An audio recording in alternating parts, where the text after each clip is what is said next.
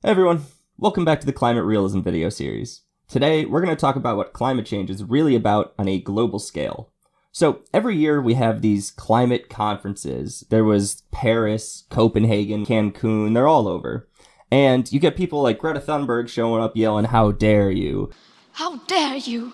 And Leonardo DiCaprio showing up in a private jet, mind you, telling us that climate change is an existential crisis. Obviously, you got Al Gore. How could you miss Al Gore? You gotta have Al Gore. But we're told that climate change is, this huge existential crisis. It's gonna doom humanity, and they're gonna solve it at these climate conferences. The thing is, these conferences aren't actually about the climate. What are they about? Wealth redistribution. Now, obviously, that's quite the claim. But don't take it from me. Take it from former United Nations climate official Otmar Edenhofer. Now, he said, one has to free oneself from the illusion that international climate policy is environmental policy. This has almost nothing to do with environmental policy anymore.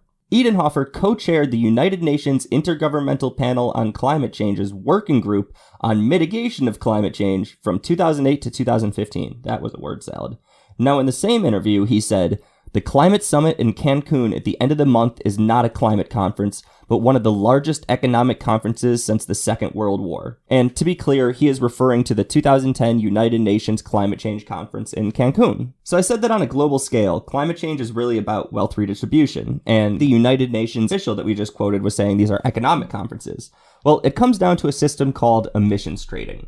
Emissions trading is where a nation is given a certain amount of permits that allow them to emit a certain amount of certain pollutants, namely carbon dioxide. I put it in air quotes because carbon dioxide isn't dooming humanity, so I don't know if I'd call it a pollutant, but whatever. Now, where this gets interesting is that countries can actually buy and sell permits from each other to allow more or less emissions. Now, the way that you can actually use this system for wealth redistribution is that you can give an equal number of permits to, say, the United States and South Africa. Then the United States, actually first let's check out how much each country emits. You can see that in 2018, the United States emitted 5.41 gigatons of carbon dioxide. South Africa emitted only 0.46 gigatons. So if you give an equal number of permits to the United States and South Africa, the United States will purchase the majority of South Africa's permits so they can continue with the status quo. South Africa never needed so many permits, so they're not emitting that much, so they'll just sell them away. It's just free money for them. And what you end up doing is you've created a system where you are, again, redistributing wealth from the United States to South Africa. Now, what's interesting is that when you do this, you're not actually just taking money from the United States. What you're doing is you're taking money from the US taxpayers.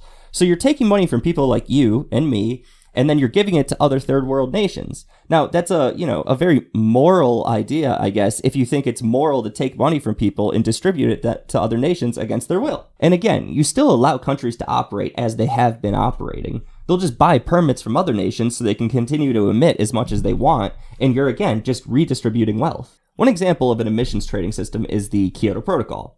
Now, the Kyoto Protocol is an international treaty aimed at reducing greenhouse gas emissions. It entered into force on February 16, 2005. Under the Kyoto Protocol, the emissions trading system was put into place, but there's other systems put into place in these international treaties which benefit the creators of these treaties and the elites within a nation and don't actually benefit the people. So let's get into that. One aspect of the Kyoto Protocol is that countries can earn additional emissions permits by investing in so-called green technologies.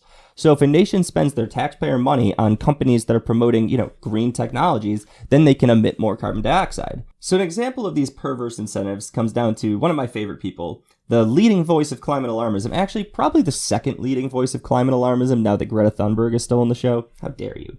Al Gore. For years, people have been saying that Al Gore has been getting rich off of climate change. And these people are right. But the question is he doing it in a way where he's investing in companies where people are just purchasing the goods because they create a good product, or is he investing in companies that are receiving money from the government? Now, I have a feeling you know where this video is going, but let's get into it. So Al Gore invested in a company called Silver Springs Network. In 2010, the United States government sent $560 million to Silver Springs Network as a means to subsidize supposedly green technologies. Now, Al Gore profited immensely from these subsidies. Now, what Al Gore says is that he's just acting as a businessman and he puts his money where his mouth is. He puts his money with green technologies. Well, that's not entirely true. So, tangent time. Let's get into Al Gore. In 2013, Al Gore sold his TV network, Current TV, to Al Jazeera for $500 million. Now, that doesn't sound bad in and of itself, but what's interesting is the money behind Al Jazeera. Now, Al Jazeera is primarily funded by the nation Qatar. Qatar receives the majority of its money from fossil fuels, which it sells around the world. So essentially, Al Gore took his current TV network, a leading progressive network, and then sold it to Al Jazeera, collected $100 million personally, all of which is fossil fuel money. And it's not like Al Jazeera just kept pushing out the current TV line of programming. If they did, Al Gore could at least say, yeah, it was a bit of an iffy deal, but we're still pushing out the progressive message on climate change. No. What Al Jazeera did is they completely scrapped current TV, used its distribution network to launch Al Jazeera America. So what happened here is that Al Gore started a progressive news network, sold it to Al Jazeera, which is funded by Qatar, received $100 million in fossil fuel money, and then Al Jazeera scrapped current TV, launched Al Jazeera America, a news network funded by fossil fuels, which is probably out there pushing a pro-fossil fuel message. Hypocritical much? The reason we went on that whole tangent is to talk about how countries can use taxpayer money to invest in supposedly green technologies to receive more permits to emit more. Now, the people that come up with these treaties are often the people that are invested in the companies and get to determine which companies they invest in, and they get rich off of it. Al Gore is one of these people. Al Gore was the vice president when the Kyoto Protocol initially was come up with. So on a global scale, climate change is about wealth redistribution. Using emissions trading, we can create markets which they force rich nations to send the taxpayer dollars to poorer nations.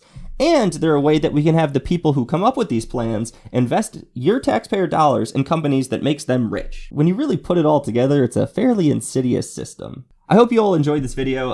If you haven't noticed, I've started putting a lot more work into every video and actually releasing videos a little less frequently. It's performing a lot better this way, so it seems that everyone's cool with this plan.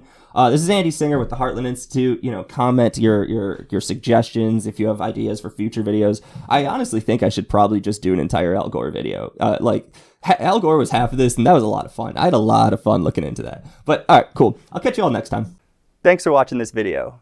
Please subscribe to our channel and consider donating to the Heartland Institute to support more vibrant free markets, greater individual liberties, and more videos like this one.